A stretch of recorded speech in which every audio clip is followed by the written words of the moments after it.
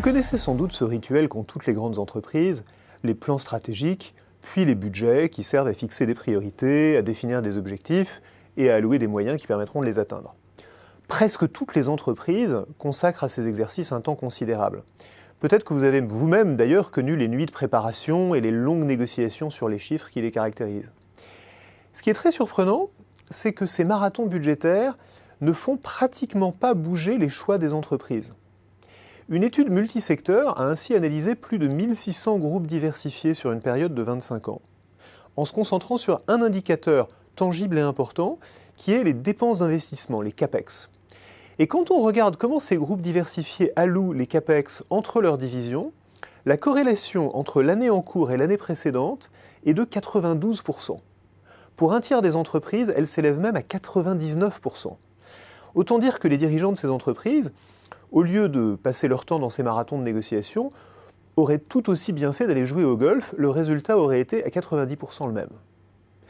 Bien sûr, les dirigeants sont généralement très surpris de ce résultat, parce qu'ils ont bien l'impression de faire beaucoup d'efforts, d'y passer du temps, de prendre des décisions difficiles et souvent de négocier pied à pied avec des dirigeants de division. Et bien sûr, il y a des budgets qui sont réduits et il y a des budgets qui augmentent. Mais ce qui se passe, c'est que si la conjoncture impose par exemple une réduction globale des budgets marketing, on va constater au terme du processus budgétaire que toutes les divisions auront fait des concessions dans les mêmes proportions. Même si chacun a l'impression d'avoir livré une grande bataille, au bout du compte, aucune vraie réallocation n'aura été opérée, aucun choix volontariste n'aura été fait. Il y a là un paradoxe assez étonnant si on y réfléchit, parce qu'après tout, ce sont les mêmes entreprises qui nous expliquent sans cesse que le rythme du changement s'accélère, que le monde est de plus en plus imprévisible, qu'elle doit faire preuve d'agilité pour saisir les opportunités. Comment justifier alors une pareille absence d'agilité, justement, dans la réallocation de leurs ressources ? D'autant que cette immobilité est lourde de conséquences. On pourrait imaginer que ce serait le signe d'une saine constance ou d'une continuité dans la vision.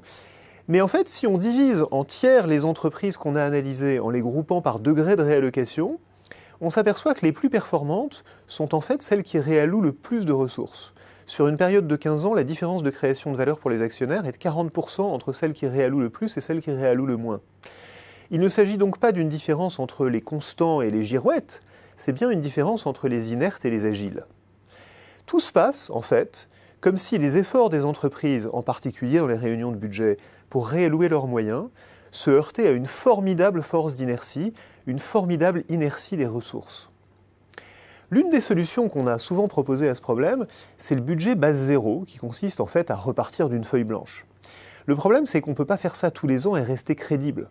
Par ailleurs, le budget base zéro, ça fonctionne bien pour réduire les coûts, parce qu'on essaye de les justifier à partir d'une base zéro, mais ça ne fonctionne pas, par exemple, s'il s'agit de fixer un objectif plus ambitieux et de donner des moyens également plus ambitieux à une division qui a beaucoup de potentiel et qui ne l'exploite pas suffisamment.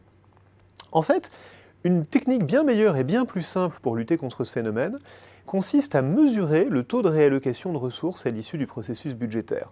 Comme ce qui est mesuré a tendance à être fait, on va parvenir, simplement en la mesurant, à surmonter un peu mieux l'inertie des ressources.